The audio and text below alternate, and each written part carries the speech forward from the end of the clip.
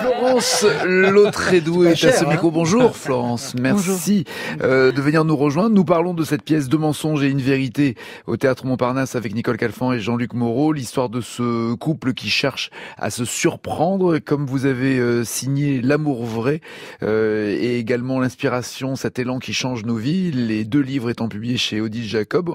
On voulait vous demander si dans un couple, il fallait, vous la psychanalyste, il fallait se surprendre. Est-ce que c'est comme ça qu'on tient le plus longtemps dans un couple, puisque Nicole disait rêver d'avoir des couples qui tiennent plus de 27 ans. Bon, c'est très rare. Et ensuite, j'aime pas le il faut. Donc, mais je pense qu'effectivement, c'est préférable déjà de se surprendre soi-même, tout seul, histoire de pas s'ennuyer, parce que souvent, dans les phénomènes de jumelage, et vous en parlez très bien dans cette belle pièce, il y a des fusions qui font qu'à un moment donné, l'autre est en soi, on s'ennuie tous les deux ensemble, et on finit par tomber au mieux dans l'habitude, l'habituation, et au pire dans l'indifférence. Non mais il y a quand même dans un couple, quand l'un commence une phrase et l'autre la finit, mais qu'on est au bout d'1 an ou de 2 ans d'amour, on dit c'est trop mignon, mais on s'entend, mais c'est exactement ce que j'allais dire, c'est dingue. Quel comédien ce Et lorsque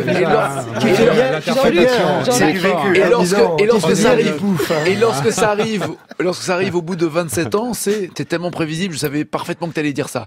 Oui, mais parce que là on a 2 personnes très vivantes dans la, enfin surtout d'ailleurs la. Non, parce que je veux dire, c'est que la même mécanique peut être géniale au bout de la première année et insupportable au bout de 25 ans. Parce qu'on évolue, et c'est ce que le couple, qui n'est pas une structure figée, tend à nous faire oublier, c'est qu'on évolue. Et l'idée, c'est que 2 personnes aillent vers la réalisation d'elles-mêmes, chacune. Notre âme est là pour ça sur Terre. Ça s'appelle l'individuation. Enfin, on avance, on est soi-même, mais on le fait ensemble, en gardant des points de jonction. Et le problème, c'est que, alors certaines personnes aiment bien le besoin de sécurité est très important chez l'être humain. Donc la prévisibilité de l'autre qui va dire exactement ce qu'on pense donne un sentiment de contrôle, sinon jouissif, du moins très rassurant. Homme-femme ? Les 2. Alors pareil. c'est peut-être plus paradoxal. Les femmes, c'est plus le contrôle. Les hommes, c'est l'absence de surprise. Mais ça aboutit à la même chose, c'est-à-dire à l'ennui.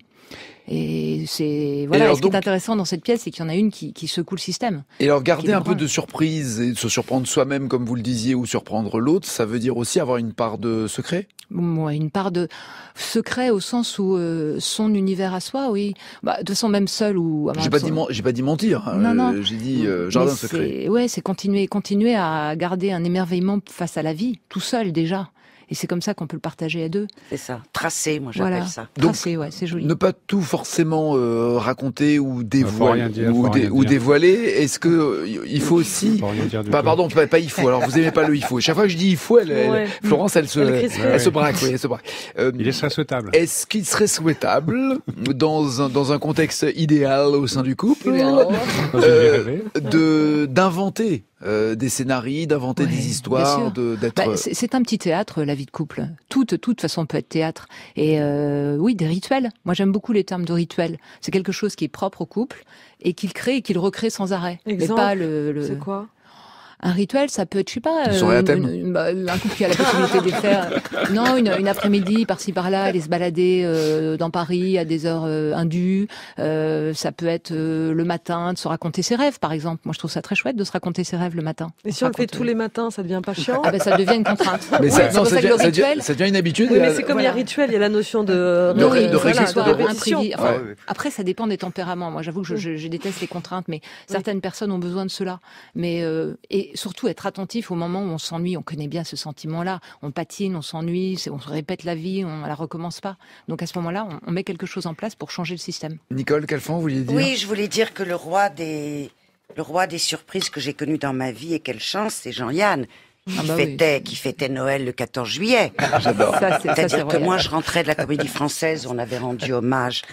Je sais pas, il y avait une fête pour le 14 juillet, on était là, tous présents.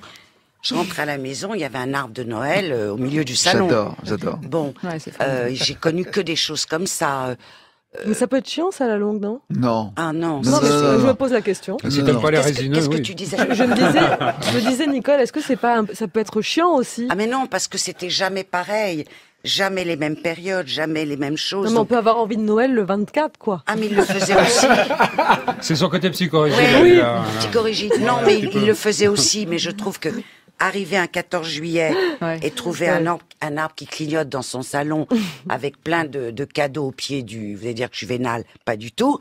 Mais au pied du sapin. La surprise est optimale, c'est sûr. Voilà. La fantaisie. Il y a un vélo d'enfant Mais, Jean, 14 ans. mais Jean-Yann, pardon, c'était exactement ça, quoi. Voilà, mais c'est pour répondre à ce que vous disiez, donc ça m'a interpellé. Oui, parce qu'il était créatif vis-à-vis de lui-même déjà. Et que pensez-vous de ce jeu de mensonge et une vérité au sein du couple? Est-ce que d'abord on donnerait ce conseil-là à d'autres couples ou il est très spécifique, elle s'amuse. Il le prend gravement, lui. C'est dramatique, il est dans le registre dramatique. Mais elle a tenté, elle était sur la ligne. Moi, j'aime bien les personnes qui par moments se mettent sur la ligne, quoi. On est vraiment, ça passe ou ça casse, et c'est une prise de risque. Donc je trouve que c'est très bien parce que de toute façon, enquisté comme était l'habituation chez son mari, il fallait vraiment le secouer, quoi. C'est un gros éveil. Merci Laurence Lautrédoux d'être venue à ce micro. Je rappelle que vous avez signé L'inspiration, cet élan qui change nos vies, ou encore L'amour vrai, tous deux chez Odile Jacob. Portez-vous bien, à bientôt. Tanguy Pastureau, bonjour Tanguy. Bonjour Nagui. Ça va beau gosse? Mais oui, et vous? Hier vous avez... faut se surprendre tous les jours. Hier, je sais pas, je trouve...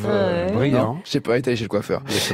Vous avez regardé le JT de Jean-Pierre Pernaut? Oui, j'ai ainsi appris que le col du pas de la Case en Andorre est fermé jusqu'en juin à cause d'un éboulement. Les gens doivent faire un détour qui leur prend 2 heures au lieu de 20 minutes.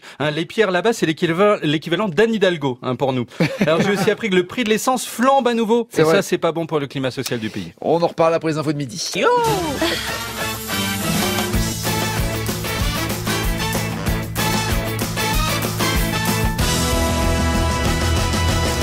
La bande originale avec Léla Kadeboudani, Agnès Surcel, Daniel Morin, Albert Algou, Tanguy Pastureau et nos invités Nicole Calfan et Jean-Luc Moreau. Bravo.